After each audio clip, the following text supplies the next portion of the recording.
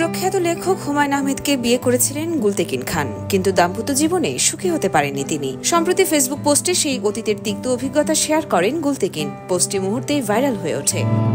এরপর হুমায়ুন আহমেদের আরেক স্ত্রী মেহের আফরোজ শাওনও ফেসবুকে একটি লেখা শেয়ার করেন। সেখানে তিনি প্রয়াত সাহিত্যিকের আত্মজীবনীমূলক বই নিউ ইয়র্কের নীলাকাশে ঝকঝকে রোদ থেকে একটি অংশ উদ্ধৃত করেন।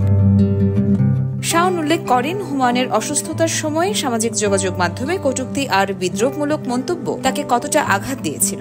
এমনকি তাদের কন্যা লীলাবতীর মৃত্যুর সময়ও ঘৃণিত বার্তা তিনি পেয়েছিলেন। তবে হুমায়ুন আহমেদ স্ত্রীকে সান্ত্বনা দিয়ে বলেছিলেন, মানসিকভাবে অসুস্থ মানুষের সাথে নয়, বরং অসংখ্য ভালোবাসা আর দোয়ার কথাই মনে রাখা উচিত। সবশেষে শাওন তুলে ধরেন হুমায়ুনের নিজের জীবনের এক ঘটনা, যেখানে এক যুবক তাকে সরাসরি বলেছিলেন, আমি চাই আপনি শীঘ্রই মারা যান। উত্তরে হুমায়ুনের জবাব ছিল শান্ত, আমি আশা করি আপনার জীবন দীর্ঘ এবং অর্থবহ হোক। গুলতেকিন ও শাওনের এই পোস্টকে ঘিরেই নতুন করে আলোচনায় উঠে এসেছে হুমায়ুন আহমেদের ব্যক্তি জীবন এবং তার জীবনের অভিজ্ঞতা।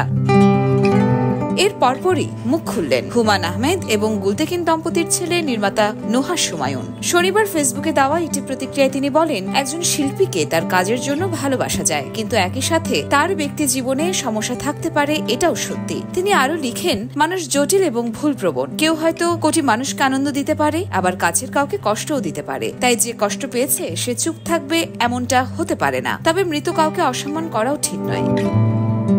গুলতেকিন খানের পোস্ট ঘিরে যখন সামাজিক মাধ্যমে তুমুল আলোচনা, তখন নুহাস হুমায়ুনের এই প্রতিক্রিয়াকে অনেকেই ভারসাম্যপূর্ণ মন্তব্য হিসেবে দেখছেন। ইয়োরমা শায়ের জাহান, দেশকাল নিউজ।